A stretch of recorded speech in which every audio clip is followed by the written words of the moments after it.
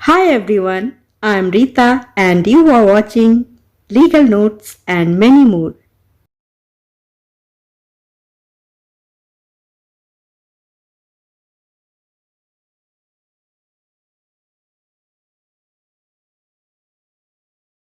Hello, how all you are? कैसे हैं आप सब लोग? आज हम क्राइम के एक महत्वपूर्ण एलिमेंट के बारे में डिस्कस करेंगे जिसे लॉ में मेंस्ट्रिया के नाम से जाना जाता है और हिंदी में यह दुराशय का सिद्धांत कहलाता है। फ्रेंड्स, पुराने समय में अदालतों यानी कि कोर्ट्स के पास मनुष्य अर्थात ह्यूमन बीइंग्स के मनोभाव यानी कि इमोशंस को जानने के साधन नहीं थे और यह एक सर्वमान्य यानी कि यूनिवर्सली एक्सेप्टेड फैक्ट है कि मनुष्य की मनोभावना को जाना नहीं जा सकता है। कहा तो यहाँ तक जाता है कि स्वयं ईश्वर भी मानव की मनोभावना यानी कि इमोशंस को जानना चाहे तो नहीं जान सकता है। फ्रेंड्स, एंशियंट टाइम्स यानी कि पुराने समय में क्राइम करने वाले यानी कि अपराधी को दोष सिद्ध अर्थात कन्विक्टेड मान लिया जाता था, चाहे उसने क्राइम निर्दोष मस्तिष्क यानी कि इनोसेंट माइंड से किया हो या अपराध भाव जिसे इंग्लिश में गिल्टी माइंड कहते हैं के प्रभाव में आकर किया हो। लेकिन फ्रेंड्स, जैसे जैसे समय बदलता गया, कोर्ट्स ने इस विचारधारा को मान्यता दी कि किसी व्यक्ति को तब तक सजा नहीं दी जानी चाहिए जब तक यह साबित यानी कि प्रूव्ड ना हो जाए कि जो कुछ भी उस इंसान ने किया है उसके बारे में वह करने से पहले जानता था। इसके अलावा फ्रेंड्स, प्रेजेंट क्राइम लॉ का तो यह यूनिवर्सली एक्सेप्टेड यानी कि सर्वमान्य सिद्धांत मान लिया गया है कि बिना अपराध भावना या दुराशय के कोई भी कार्य अपराध नहीं होता। फ्रेंड्स, लॉर्ड कोक जो कि एक इंग्लिश बैरिस्टर, जज और पॉलिटिशियन थे, दुराशय के सिद्धांत यानी कि मेंस्ट्रिया का मूल स्रोत अर्थात ओरिजिनल सोर्स ऑगस्टाइन की कहावत रियम अनक्वेम नॉन फैसिट निसी मेंस्ट्रिया को मानते थे। फ्रेंड्स, मेंस्ट्रिया जिसे कि हिंदी में दुराशय कहते हैं का मतलब होता है आपराधिक या दोषपूर्ण आशय या क्रिमिनल इंटेंशन। दुराशय या मेंस्ट्रिया का सिद्धांत लैटिन भाषा के फ्रेज एक्टस नॉन फैसिट्रियम निसी मेंसिट्रिया पर आधारित है, जिसका इंग्लिश में मतलब होता है an act is not a crime unless it is committed with a particular criminal intention, यानी कि कोई कार्य तब तक अपराध नहीं होता है जब तक वह दोषपूर्ण या आपराधिक आशय से न किया गया हो। फ्रेंड्स, भारतीय सुप्रीम कोर्ट ने भी state of Maharashtra versus Mayer Hans George के केस में यह स्पष्ट किया है कि केवल कार्य किसी को अपराधी नहीं बनाता जब तक कि उसका मन भी अपराधी ना हो।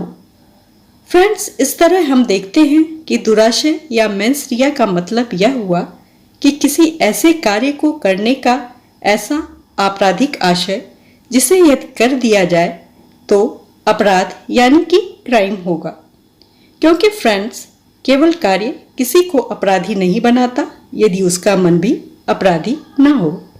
फ्रेंड्स, चलिए इस बात को एक उदाहरण के द्वारा समझते हैं। मान लीजिए एक्स अपने मन में वाई की हत्या यानी कि मर्डर करने की योजना बनाता है, परंतु वह इसके आगे कोई कार्य नहीं करता। तो फ्रेंड्स, इस प्रकार एक्स द्वारा वाई की हत्या करने की बनाई गई योजना यानी कि मर्डर का प्लान दुराशय यानी कि मेंस्ट्रिया तो है, परंतु अपराध नहीं है और इसलिए दंडनीय भी नहीं है। और फ्रेंड्स, जैसा कि हम जानते हैं कि हर चीज की तरह कानूनों में भी समय के साथ परिवर्तन होता रहता है।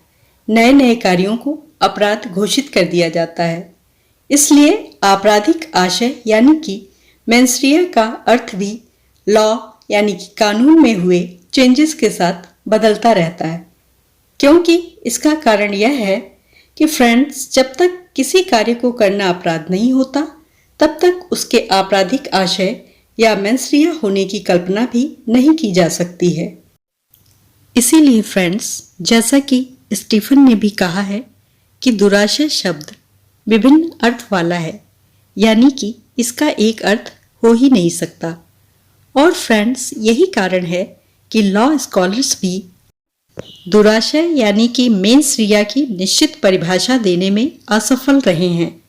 चलिए फ्रेंड्स, अब आगे जान लेते हैं कि इंग्लिश लॉ में दुराशय या मेंस्ट्रिया की क्या मान्यता है। इंग्लिश क्रिमिनल लॉ में दुराशय या मेंस्ट्रिया का एक महत्वपूर्ण स्थान है।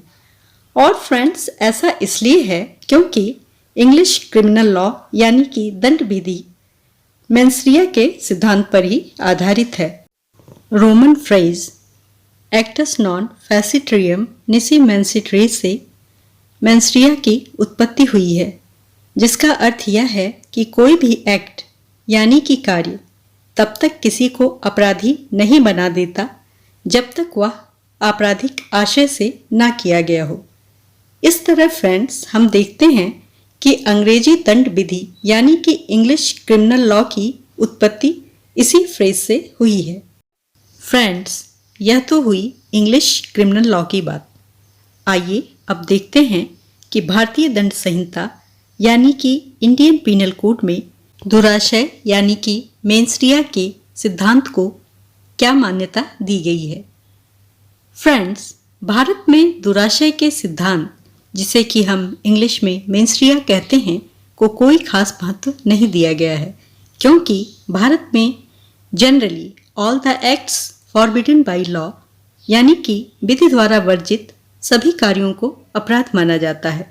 इसके अलावा फ्रेंड्स, इंडियन क्रिमिनल लॉ में न केवल प्रत्येक अपराध को स्पष्ट रूप से परिभाषित यानी कि डिफाइंड कर दिया गया है, बल्कि हर एक क्राइम के डेफिनेशन के साथ ही उसके तत्व यानी कि एलिमेंट्स का भी उल्लेख अर्थात मेंशन कर दिया गया है।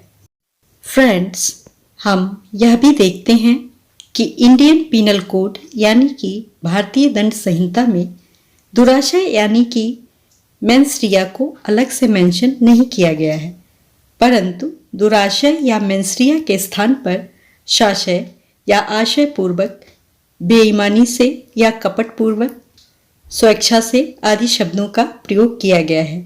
इसके अलावा फ्रेंड्स, हम देखते हैं कि उतावलेपन से, द्वेष भाव से या भ्रष्ट रूप से आदि शब्दों का भी प्रयोग किया गया है, जो कि दुराशय यानी कि मेंस्ट्रिया की ओर ही इंडिकेट करते हैं। इंडियन पीनल कोड में डिस्क्राइब्ड इन इलिस्ट्रेशंस यानी कि उदाहरणों से यह बात अच्छी तरह से क्लियर हो जाएगी। मान लीजिए वाई को मार डालने के आशय से ए उस पर गोली चलाता है और वाई मर जाता है। यहाँ ए हत्या के अपराध का दोषी होगा, क्योंकि ए ने वाई की शाशय अर्थात जानबूझकर हत्या की है। परंतु जहाँ ए एक मुर्गे को मार डालने और उसे चुरा लेने के आशय से उस पर गोली चलाकर बी को, जो एक झाड़ी के पीछे है, मार डालता है, किंतु यह नहीं जानता है कि बी वहां पर है। यहाँ यद्यपि ए विधि विरुद्ध कार्य कर रहा था, फिर भी वह आपराधिक मानववध का दोषी नहीं है, क्योंकि उसका आशय यानी कि इंटेंशन बी को मार डालने का नहीं था। इसी तरह फ्रेंड्स, वहां पर भी जहां वाई के घर में मेज पर वाई की अंगूठी ए को मिलती है, वहां पर फ्रेंड्स, यदि ए वाई की अंगूठी को बेईमानी से हटाता है तो वह चोरी का अपराध यानी कि थेफ्ट का क्राइम करता है। लेकिन फ्रेंड्स, यदि ए सद्भावना से यानी कि गुड फेथ में वाई की अंगूठी उठाकर रख देता है तो ए चोरी का अपराधी नहीं होगा। तो फ्रेंड्स, इस तरह हम देखते हैं कि यह तथ्य पूरी तरह से स्पष्ट है कि भारतीय दंड संहिता में मेंस्ट्रिया यानी कि दुराशय को कोई स्थान नहीं दिया गया है, परंतु दुराशय यानी कि मेंस्ट्रिया को तब तक अपराध का इम्पॉर्टेंट एलिमेंट यानी कि महत्वपूर्ण तत्व माना जाएगा जब तक किसी लॉ यानी विधि द्वारा इसे वर्जित यानी कि खत्म नहीं कर दिया जाता। जैसा कि इंडियन सुप्रीम कोर्ट ने हरिप्रसाद राव वर्सेस स्टेट और Nathulal versus state of MP तथा प्रिवी काउंसिल ने श्रीनिवास वर्सेस एम्परर के केस में स्पष्ट किया है कि किसी अधिनियम द्वारा भारत में जब तक दुराशय यानी कि मेंस्ट्रुआ को निश्चित रूप से अपवर्जित यानी कि एक्सक्लूड नहीं कर दिया जाता, तब तक ऐसे अधिनियम यानी एक्ट ऑफ लेजिस्लेचर जो कि किसी अपराध के बारे में बताते हैं, उनका निर्वचन यानी कि इंटरप्रिटेशन दुराशय या मेंस्ट्रुआ के आधार पर ही किया जाएगा। फ्रेंड्स, हर चीज की तरह मेंस्ट्रुआ के भी कुछ अपवाद यानी कि एक्सेप्शन हैं। आइए उनके बारे में भी जान लेते हैं। यह वह बातें हैं जिनमें मेंस्ट्रुआ यानी कि दुराशय का होना जरूरी नहीं है। फ्रेंड्स, मेंस्ट्रुआ का पहला अपवाद है कठोर दायित्व, दूसरा अपवाद है लोक अपदूषण, तीसरा अपवाद है दीवानी प्रक्रिया और चौथा अपवाद है साधारण जुर्माने से दंडनीय ऐसे अपराध जिनमें मेंस्ट्रुआ का पता लग पाना नामुमकिन है। With this, we complete this topic. If there is any doubt, any query, please write it in comment below and also do subscribe the channel. Bye bye for now.